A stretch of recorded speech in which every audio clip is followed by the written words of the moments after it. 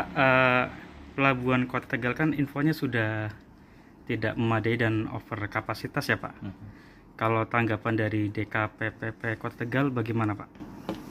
Ya, jadi terkait dengan over capacity ya dari pelabuhan perikanan pantai di Kota Tegal, sebenarnya kejadian ini kan mencuat biasanya setelah Lebaran gitu ya. Ketika menjelang Lebaran, kapal perikanan banyak yang masuk, kemudian daya tampung pelabuhan tidak mencukupi jumlah kapal yang ada seperti itu. Jadi kalau untuk aktivitas kebutuhan harian sih sebenarnya selama ini ya masih memadai ya, karena kapal itu datang terbagi gitu ya.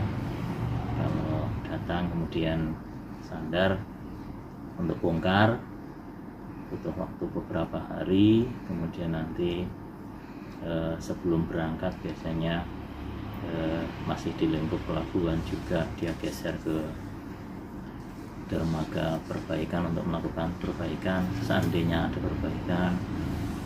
Kemudian setelah perbaikan selesai butuh waktu juga untuk isi perbekalan untuk kembali melaut. Sebenarnya kalau durasi waktu datang dan berangkat lagi dibanding dengan jumlah kapal selama ini sih tidak maksudnya tidak penuh sebagaimana ketika semua harus masuk kemudian sandar kemudian tidak melakukan aktivitas seperti itu. Jadi memang kejadian ini berulang tiap tahun dan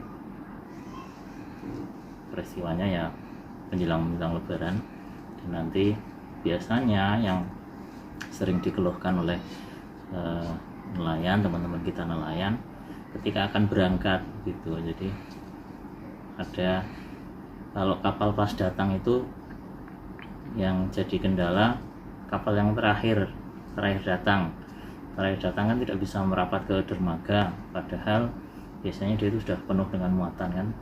Nah, sehingga perlu waktu memang untuk bongkar menunggu kapal berangkat. Demikian juga kapal yang di depan yang sudah datang duluan, ketika sudah mau siap berangkat tidak bisa keluar.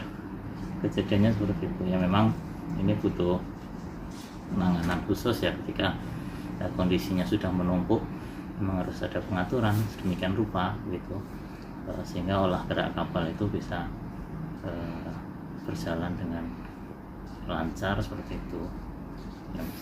Pak, kalau itu kan berarti sebenarnya sudah bertahun-tahun ya Pak. Kalau dengan tidak memadainya pelabuhan itu atau over kapasitas, sebetulnya itu mengganggu aktivitas nelayan tidak sih Pak? Ya otomatis ya, otomatis nanti dari sisi trip melaut, kalau misalkan setahun bisa 3 atau 4 kali, mungkin karena harus menunggu berangkat itu kan terhambat waktunya seperti itu.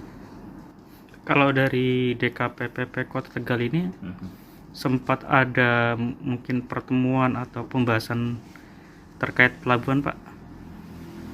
Kalau secara khusus dengan pemangku kebijakan atau kewenangan dalam hal ini provinsi belum ya, tidak secara langsung lah ya, tapi komunikasi dengan para nelayan dalam ini HNSI atau KUD itu juga selama ini kita sudah mendiskusikan gitu ya. Jadi kalau kita ketahui pelabuhan perikanan pantai itu kewenangan provinsi karena statusnya ya,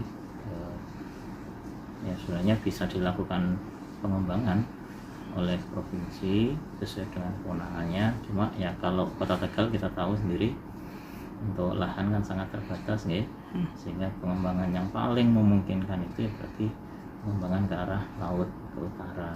Jadi memperluas kolam pelabuhan ke utara.